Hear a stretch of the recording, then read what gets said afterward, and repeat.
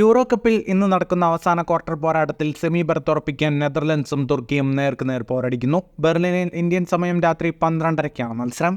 Group ഘട്ടത്തിൽ മികച്ച പ്രകടനം പുറത്തെടുക്കാൻ കഴിയാതിരുന്ന ടീമാണ് Netherlands.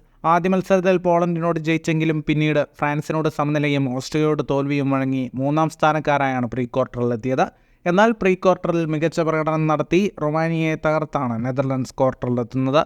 Savi Simons, Depay, Cody Gakpo എന്നിവർ നയിക്കുന്ന മുന്നേറ്റത്തിനെയും വാൻ ഡൈക്ക്, ആക്കെ, ഡുംഫ്രീസ് സഖ്യം നയിക്കുന്ന പ്രതിരോധവും ഒരുമിച്ച് തിളങ്ങിയാൽ നെതർലൻഡ്സിന് തുർക്കിയെ മറികടക്കാനാകും. അതേസമയം ഈ ടൂർണമെന്റിലെ കറുത്ത കുതിരകളാണ് തുർക്കി.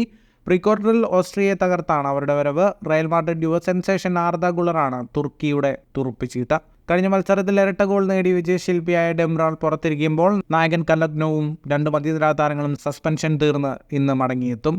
ഓസ്ട്രിയയെ മറികടന്ന അതേ ഫോമിൽ തുർക്കി ഇന്നും പന്ത് തട്ടിയാൽ ആവേശകരമായ മത്സരം ഫുട്ബോൾ ആരാധകർക്ക് കാണാൻ സാധിക്കും. ഫുട്ബോൾ ലോകത്തെ കൂടുതൽ വാർത്തകൾക്കും വിശേഷങ്ങൾക്കുമായി സ്പോർട്സ് കഫേ ഇപ്പോൾ തന്നെ സബ്സ്ക്രൈബ് ചെയ്യുക.